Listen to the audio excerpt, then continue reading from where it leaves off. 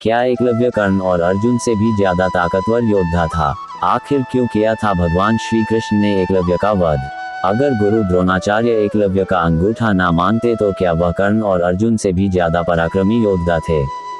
धनुर्विद्या में महारत हासिल करने वाले एकलव्य की आखिर क्या है कहानी?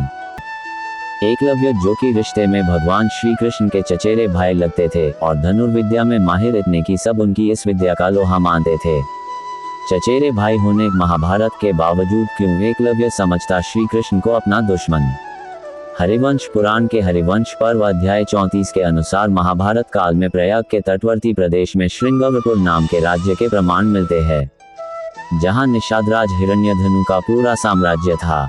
मान्यता के अनुसार एकलव्य को स्वयं भगवान श्री कृष्ण ने निषाद राजा को सौंप दिया था। तो वहीं गुरु द्रोणाचार्य और एकलव्य को लेकर एक खास प्रसंग हमें जानने को मिलता है। जब गुरु द्रोणाचार्य हस्तिनापुर के राजकुमारों को धनुर्विद्या की शिक्षा देने आरंभ कर रहे थे तो तभी एक दिन द्रोणाचार्य की भेंट एकलव्य से हुई। एकलव्य ने गुरु द्रोणाचार्य से शिक्षा देने को कहा था, लेकिन महाभारत तब गुरु द्रोणाचार्य ने एकलव्य को शिक्षा देने से इनकार कर दिया था, क्योंकि वो अपने वचन से बाधित थे, क्योंकि उन्हें सिर्फ और सिर्फ हस्तिनापुर के राजकुमारों को ही धनुर्विद्या सिखाने का प्रावधान था। गुरु द्रोणाचार्य के इनकार करने के बाद एकलव्य ने द्रोणाचार्य की मूर्ति बनाई और उस मूर्ति को गुरु मानकर धनुर्विद्या का अभ्यास करने लगा। लगातार अभ्यास करने से वह भी धनुर्विद्या सीख गया। एक दिन पांडव और कौरव राजकुमार गुरु द्रोण के साथ शिकार के लिए पहुंचे। राजकुमारों का कुत्ता एकलव्य के आश्रम में जा पहुंचा और भौंकने लगा। कुत्ते के भौंकने से एकलव्य को अभ्यास करने में परेशानी हो रही थी। तब उसने बाणों से कुत्ते का मुंह बंद कर दिया। एकलव्य ने इतनी कुशलता से बाण चलाए थे कि कुत्ते को बाणों से किसी महाभारत प्रकार की चोट नहीं लगी। गुरु द्रोण ने देखा तो वे धनुर्विद्या का ये कौशल देखकर दंग रह गए। गुरु द्रोण को लगा कि एकलव्य अर्जुन से श्रेष्ठ बन सकता है। तब उन्होंने गुरु दक्षिणा में उसका अंगूठा मांग लिया था और एकलव्य ने अपना अंगूठा काटकर गुरु को दे भी दिया। लेकिन इसके बाद भी एकलव्य का सफर खत्म नहीं हुआ। इसके बाद एकलव्य वापस अपने राज्य लौटा और निषादों का राजा बना।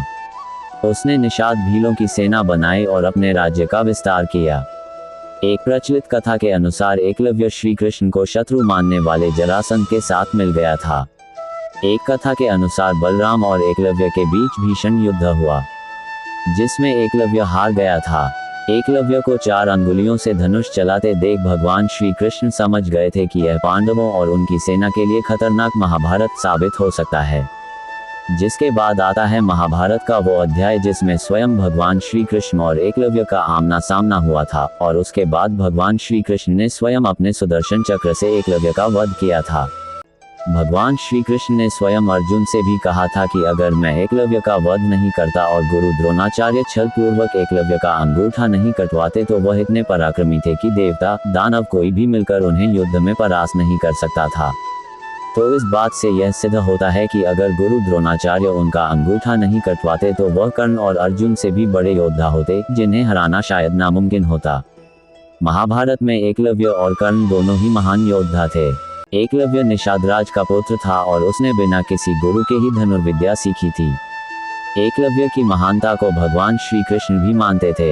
एकलव्य ने अर्जुन और कर्ण से बचपन में ही बेहतर प्रतिभा का प्रदर्शन किया था। कर्ण कुंती के पुत्र थे जिन्हें सूर्य देव ने छोड़ दिया था।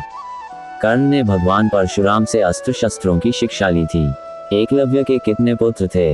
एकलव्य का एक पुत्र था जिसका नाम केतुमान था।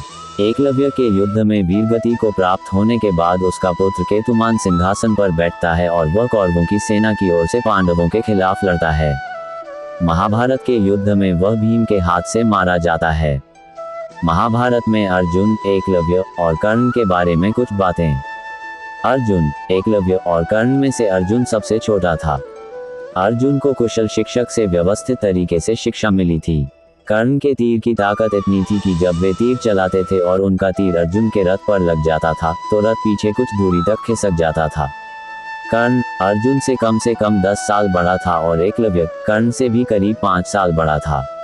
अर्जुन द्रोणाचार्य के प्रिय शिष्य थे और सबसे अच्छे धनुर्धर थे। एकलव्य ने अपने साधनापूर्ण कौशल से बिना अंगूठे के धनुर्विद्या में फिर से दक्षता हासिल कर ली थी। एकलव्य को आधुनिक तीरंदाजी का जनक कहा जाता है।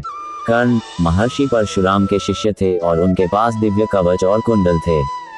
मेरी यह जानकारी आपको अच्छी लगी हो तो मेरे चैनल को सब्सक्राइब करें, वीडियो को लाइक करें और कमेंट करें। धन्यवाद। राधे राधे।